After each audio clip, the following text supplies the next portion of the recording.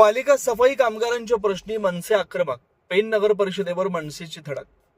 पेण नगर परिषदेच्या कंत्राटी सफाई कामगारांचे विविध प्रश्न सोडवण्याकरता मनसेच्या शिष्टमंडळानं नगरपालिका कार्यालयावर धडक देऊन प्रशासनाला जाब विचारला. यावेळी मनसेचे रायगड जिल्हाध्यक्ष रामचंद्र तथा बाळाशेठ म्हात्रे, कामगार सेना जिल्हा चिटणीस पंकज शहा, महिला आघाडी जिल्हा अध्यक्ष छाया शिंदे, सुजाता टके, माजी उपजिल्हा अध्यक्ष दिलीप पाटील, तालुका अध्यक्ष मनोहर पाटील, ज्येष्ठ कार्यकर्ते सुनील मोदी, नितीन पाटील, रमेश पाटील, हरीश म्हात्रे, रोशन घरत, राजू पाटील, राहुल घरत यांच्यासह कामगार मोठ्या संख्येने उपस्थित होते. या प्रसंगी शासनाच्या कायद्यानुसार कामगारांचं किमान वेतन मिळावं, ESIC सुविधा, बोनस, सुट्ट्या व ओव्हरटाईमचे पैसे मिळावेत. मागील काही काळात 8 कामगारांचा दुर्दैवी मृत्यू झालाय. त्या कामगारांच्या वारसांना अनुकंपा तत्वावर नोकरी तसंच कामगार आयुक्तांनी लेखी केलेल्या आदेशाप्रमाणे त्यांची कायदेशीर देणी लवकरात लवकर देण्यात यावेत. आपलं कर्तव्य निभावत असताना अनेक कामगार आजारी पडतात, त्यांना दुखापत झाली, अशा कामगारांना मेडिकलची सुविधा व खर्च मिळावा.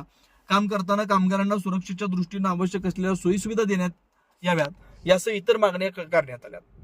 पेण नगर परिषदेचे मुख्य अधिकारी जीवन पाटील, उपनगराध्यक्ष निवृत्ती पाटील, अर्चना सर्व्हिसेस, कंत्राटी कंपनीचे पदाधिकारी व मनसेच्या शिष्टमंडळ यांच्यात सकारात्मक चर्चा होऊन प्रशासनानं 8 महिन्यात कामगारांच्या वारसांना अनुकंपा तत्वावर नोकरीला घेण्याचं मान्य केलं. इतर कार्यरत कामगारांना सोयी सुविधा देण्याचं कबूल केलं. लवकरच नवीन टेंडर काढून किमान वेतन देण्याचं यावेळी सांगण्यात आलं. जर कामगारांच्या मान्य केलेल्या मागण्या ठेकेदारानं पूर्ण न केल्यास ठेकेदारांची प्रलंबित बिलं व अनामत रक्कम गोठवून त्यामधून कामगारांची देणी देण्यात यावी, तसे आदेश कामगार आयुक्तांनी नगरपालिका प्रशासनाला दिले. त्यांची अंमलबजावणी करण्याची मागणी यावेळी जिल्हाध्यक्ष बाळासाहेब म्हात्रेंनी केली. तेज मराठीसह पेण प्रतिनिधी किरण बांधनकर. मागील 23 ऑगस्ट 2025 रोजी कामगार संघटनेची महाराष्ट्र नव कामगार सेनेसाठी आपली घंटागाडी कामगारांची ते संघटना स्थापन झाली. त्यानंतर 25 सप्टेंबर 2025 रोजी आपण आपल्याला आश्वासन दिलं होतं की यांचा पगार किमान वेतनानुसार होईल. परंतु गेली 1 वर्षभर कामगारांच्या प्रश्नासंदर्भामध्ये आपल्या समस्या जैसे थे होत्या.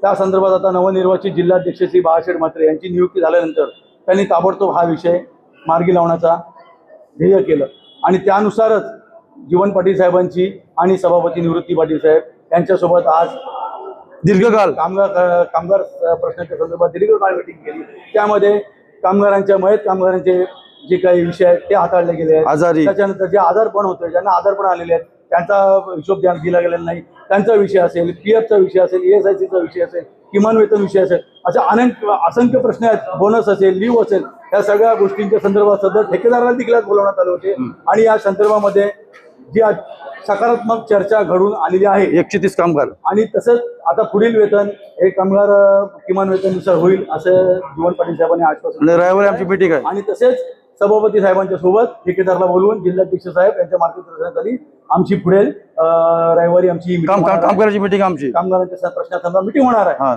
आणि लवकरात लवकर या कामगारांचे प्रश्न सोडवण्यात येतील असे आश्वासन जिल्हाध्यक्ष बाळाशेठ म्हात्रेंच्या वतीने आणि महाराष्ट्र नवनिर्माण कामगार सेनेच्या वतीने मी आपल्याला देत आहे. जय हिंद. जय हिंद, जय महाराष्ट्र. जय महाराष्ट्र.